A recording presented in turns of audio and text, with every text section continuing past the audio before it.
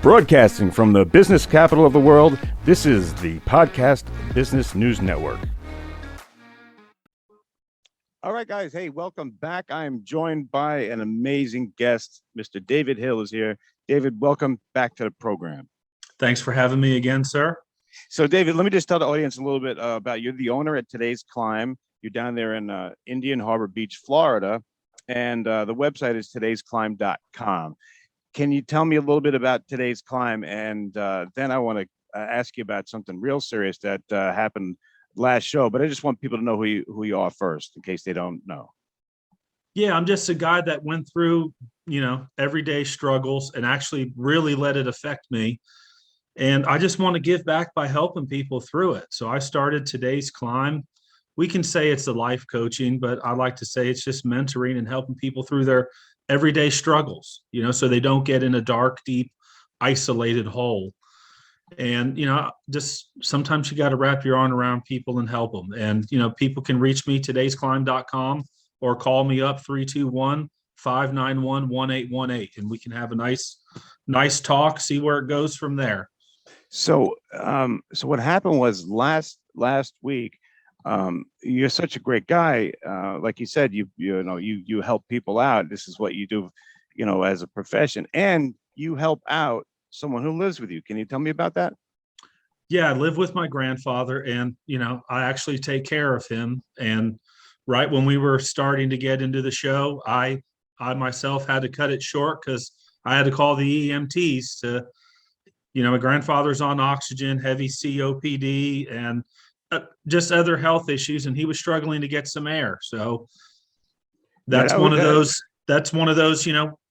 we can't control things in our lives. Things pop up. And if I wasn't in a right frame of mind, could I be taking care of my grandfather if I was still drinking and abusing other things? And I actually blame myself a little bit, because could I have helped him a little better 5 years ago if I was in a better state of mind,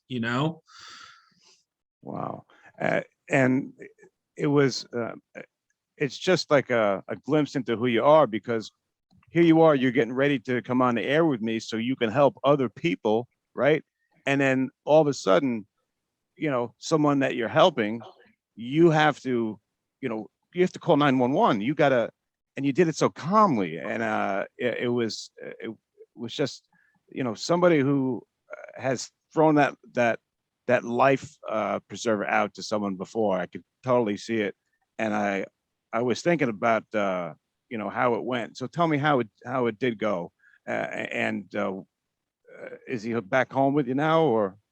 No, actually, we had to call the EMTs on him again yesterday. He decided not to go that day. We got his oxygen levels fine. We consulted the cardiologist. He also gets in-home care. So three or 4 days out of the week, he gets home health nurses that come in. They also can assess him, vitals, changing dressings and everything. So we have a good support staff. Everyone works well together. And, we upped a little bit of medications per his doctors, and it just, he wasn't getting better. And we just had to make the call yesterday. So the EMT, paramedics, they came back out. And just in those times, I guess why I get calm is if I start panicking, he's going to freak out, is the way that I feel about it. And if that's my loved one, I just want him to be as calm as can be, because what's the inevitable on someone who's, he's going to turn 89 on Monday. He might be spending his birthday in the hospital.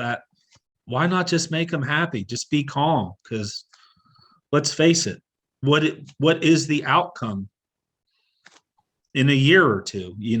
So you just want someone to be happy. You want their quality of life to be as best as it can be. I don't mean to get dark.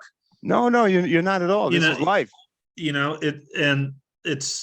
It's sad. It can almost bring me to tears. I love the man more than life itself. That's like that. I never had a father. I know we've touched in on it, and everything he's done for me. And so I guess that's why I was just calm in that moment. I don't know. I can't explain it. And it, don't know. Wow. Wow, man. You can tell you really care about this man, and it says a lot about who you are. Is this kind of like what you told me before about that example of where you got to put your mask on on the airplane before you can help somebody else? I mean, you got to get yourself in a certain state of mind because, like you said, if you come in a mess, that's not going to make him feel good. Right. That's that's exactly right. You know, as much, you know, that's just on an airplane, you know, a situation like that, you got to get yourself calm first before you can assist that mother and the child. You want to be in the best shape you can.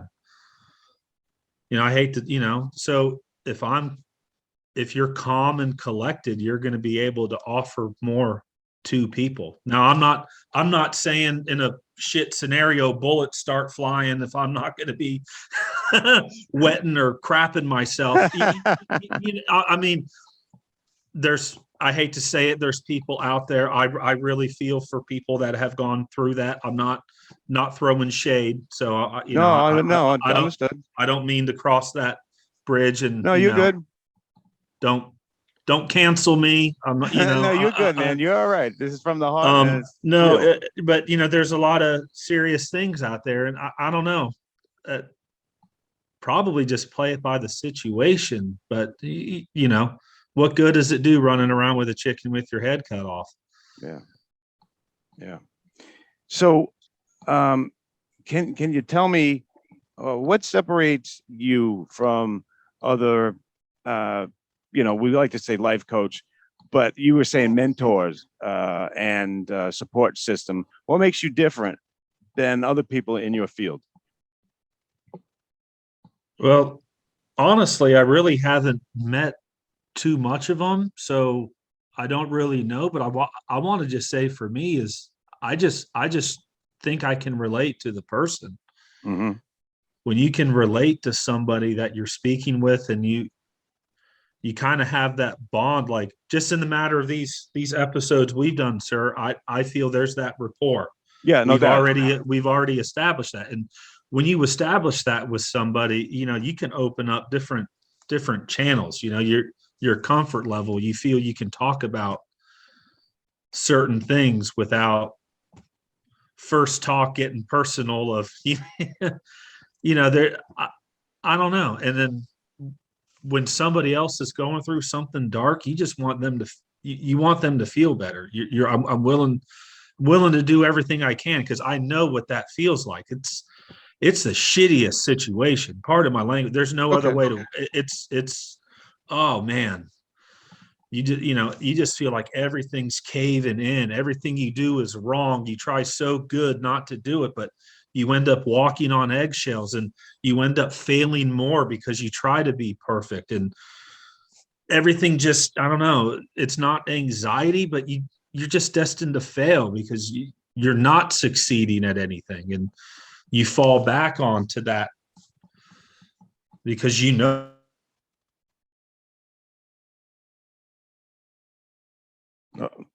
Uh, looks like I have a little glitch here with David. Let me. Oh, here we go. I got you back, David.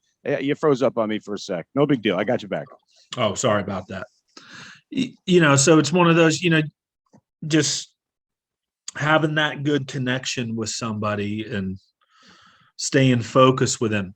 And the biggest part is listening to what that individual says, and not just trying to read out of a book or a manual. Well, this professor in 1862 said this is the way on a 10-step 12-step program. You know, you got to roll with the times on these things, people. You know, you got to. It works for some people. It didn't work for me. What the 12 steps you mean? Yeah, you know, 12 steps, 10 steps, 8 steps. Yeah, A whatever it drinker is. and a drinker, drug user, sex addict, they know they've got a problem, man. Yeah, Give yeah. them something to be positive about. Give them something to work towards, and it will fix itself. Oh, so that's something big. That's a big thing right there. So you can work with people who maybe even tried the 12 step, didn't work for them. Why you might have probably a better chance of getting through to somebody who is like that, because that was your situation, wasn't it? Yeah, I got I actually walked out and got kicked out of an AA meeting. Tell me that I mean, story. Tell me about that. yeah, I went in, right. It was over at like a church rec center. Not Uh-huh. knocking the church. I got my beliefs, but I was one of those wanted some help. We sit in there, we do the whole spiel. Dave Hill, I'm drinker, all this that. With the guy over on the side, I got my refreshments. It was like in between a break. It was like the social time where you get to sit and mingle Uh-huh. before they were picking back up. And I just asked the guy, I was like, so what's kind of your background? How did you come to being like the counselor, the mediator of all this? And he was like, well, I don't know. I just kind of fell into something I wanted to do, but I've never really drank in my life. What? And I was like, wait, That what? doesn't make sense. Did you? He goes, yeah, I just helped my sister out and my uncle. I go, but you never really went through it. All right. And I was like, dude, that kind of seems a little shady. And at that Yeah. time, I went in hungover. I was also high as a kite. Did a little 8 ball before I went. I was not in a good place. I went off on the dude. I spouted off some things, and it was, sir, you gotta go. Yeah, I mean, this ain't the room for you, buddy. yeah, and then from then on, it was then when I did fix myself, it was like, well, let me backtrack. What steps did I want? What do I wish I could have had available? And that's kind of how I approach, I guess you could say, my life coaching. Mhm. So I want people to make goals. How can I help people feel good about themselves? Maybe, whether it be just spend 10 minutes a day cleaning your house so you don't feel overwhelmed on a Saturday. Maybe you want to just go out and just exercise twice a week. You're a big proponent of getting people just to go do something, just even if it's a walk, to go out and do something. Yeah, because these people are used to just being in between four rooms. You're already at an office where you're in between four walls. Why do you want to do that at home? Go do something. Get some vitamin D, man. Natural sunlight. You don't need to pop more pills. Get out, live, enjoy, ride a bike. And if you can do that once a week, now look, you're maintaining something. You set out to go do something, you accomplished it, and then when you look good, feel good, you're gonna, positivity. Some of these people haven't felt that ever. Yeah. And then Yeah. then it's just that chain effect. Mm-hmm. Now you're altering the mind, and then now we can work on that next step, and without diving into quit putting the needle in your arm, quit popping the pills, leave the drinking down. You don't need to attack that because you already know what their problem Right. is. Right. You don't need to quit. It's like beating the dead horse. You Yeah. Yeah. don't need to keep addressing it. That's keeping you probably in the problem, where people would like to move on from the problem and Right. do something to take those little victories that you're talking about. Yeah. Because once you accomplish something, like you have been telling us, if you accomplish something, you'll probably accomplish something again tomorrow rather than do nothing. Yeah. You get that adrenaline rush, as they call it. You get Yeah. that feel good high, that wow, I've never had people and then you get positive reinforcement. How many people live in, where they don't get told, hey, good job. Right. Keep up the good work, man. You're doing great. Look what you can do. Yeah. And then just hearing that when you're viewed as society as an addict in some way, And it's you're in nice. isolation too, right? Yeah, it's nice being told that you're achieving something, and that positive reinforcement, you just tell people, keep it up, man. You did something. You did it. Gotcha. Hey, David, you got a couple questions here. Let me go to Charlie in Texas. Charlie says, have you ever been to a life coach? Have I? No. Okay. No, I have not, but I have been to some therapist. Right, right. And you're trained in oh dear, you're trained in what you do here, and there are a lot of people that can sing your praises. I know that's for sure. Um, for people that don't know, can you kind of just give a? I mean, I know we talked about it once before. We both kind of did, but can you tell us what the final straw was? Because I want people to know when they think they keep hearing rock bottom. What does that mean to you? And is that a real thing? And is that when you need to get help? What are your thoughts on that term? Kind of vague. I mean, someone could have, I mean, just that example I said of I'm trying to fix my life and I had to call the EMTs for my grandfather. You could almost just say, shit, I'm having a bad day. Is that rock bottom? Does somebody have a bad day? They get a flat tire leaving work. Oh man, my day just keeps getting worse. This is rock bottom. I mean, it's like a loose term. Yeah.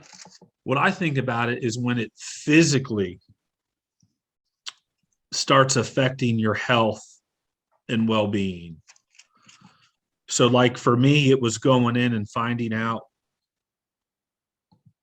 not that I was just a fat POS, but when a cardiologist has to tell you, man, you got to go lose weight, this is where you're headed. And they don't sugarcoat these things, which kudos to the medical field. I don't know how I could do that, giving people, you've got this route or you've got this, to be able to tell someone that. And then I was in there for 3 days and you thought I would have changed it.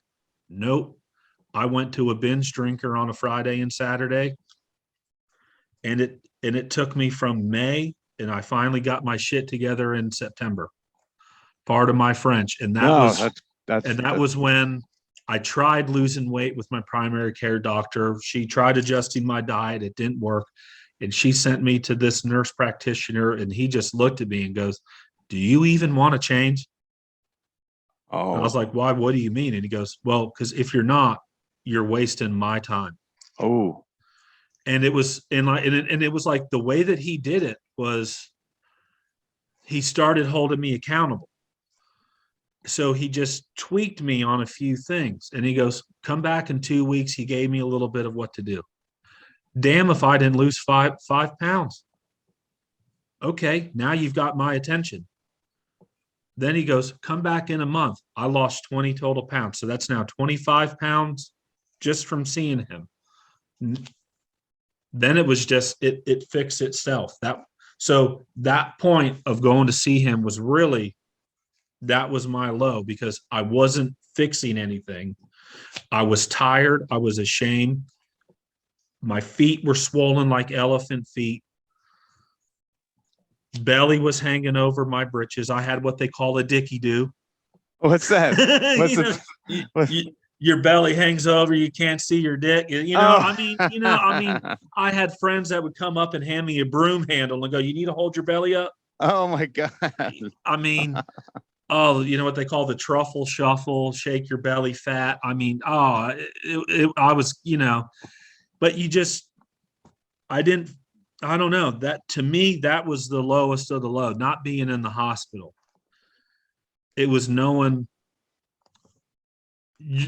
am I wasting people's time by just going to these doctors? They can prescribe you all the medicines they want, but if you don't want to change, why set up the appointments? Why take the pills? Why do anything? But if you want to address it, you know what you need to do. So that was, to me, that's what rock bottom is. When your health is starting to affect and you start realizing the consequences that you've made. Now you're ready for that change. Got you. Now, David, what are most people, how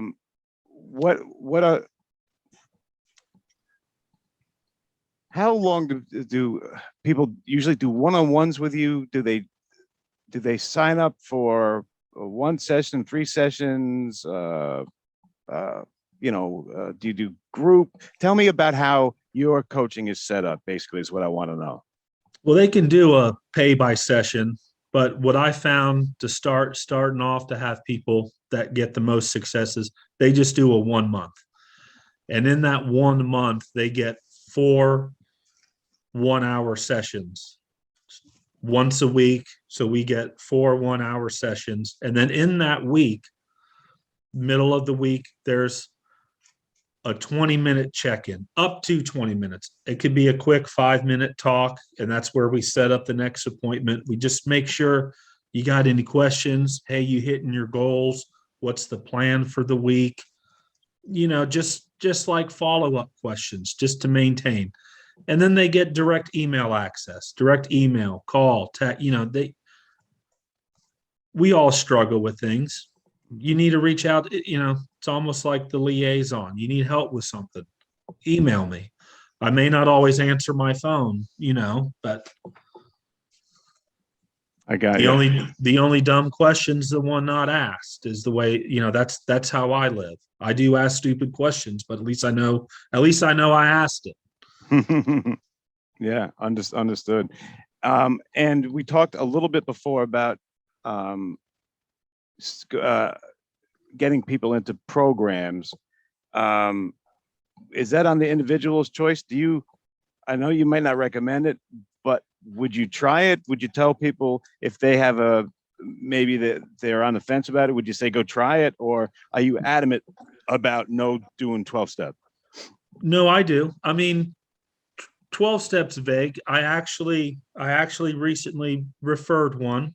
Oh, you did? Okay. The client was open to tell me, was also seeing a therapist and was also seeing me, which I was fine with, but I told her, that there's not a problem going back and seeing them. And it wasn't because we were coming to the end of the month. It wasn't end of the month, meaning my services. It wasn't. And I also advised her maybe going to seek out like an outreach program. I didn't specifically say what it was, but something in the community of what they could do, as in to maybe get more social interaction in that manner. So it is something that I do advise, because again, I am sitting here in Florida, and that is another one of my packages is I do offer virtual, and we do phone conversations. So anyone could be in the United States. And I just want people to get the right help that they need. And Gotcha. And if that's the direct way, because I gave her some tools to build on. And it wasn't that I was just looking out for myself. She wasn't saying anything crazy, right. All that. It was just, I thought it would be beneficial to get that expert opinion, as I am not an expert, if that makes sense. Like I can't prescribe. I can't. I got you. Like the therapist can do. Yeah.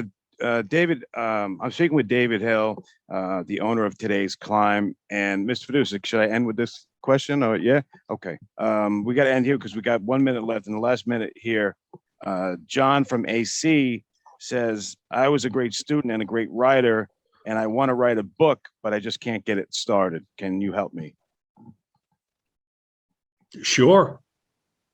First off, we got to come up with the title, and then we got to come up with material. So are we doing a biography? Are we, like what topics are we talking about? So you started a bunch of questions to get this guy unstuck. Yeah. And those questions, those are like goals. How do you, how do you want to approach it? Maybe he's trying to start off with the ending, but you gotta get the table of contents first. That's your guideline. And then you fill in the headings of your chapters of how you want to keep people tuned in. So these approach, I've never been a book writer, but that's how you got the guy out of being stuck just by starting on something. It sounds like you just got to do something like you've been talking about.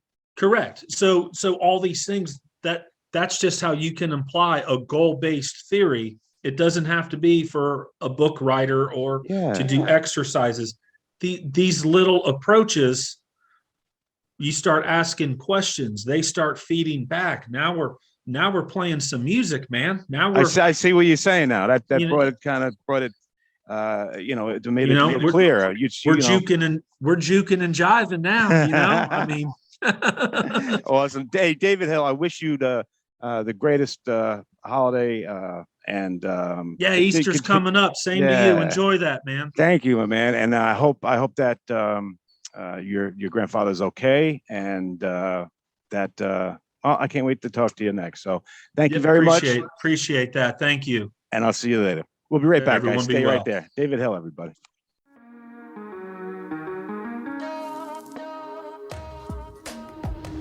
Broadcasting from the business capital of the world, this is the Podcast Business News Network.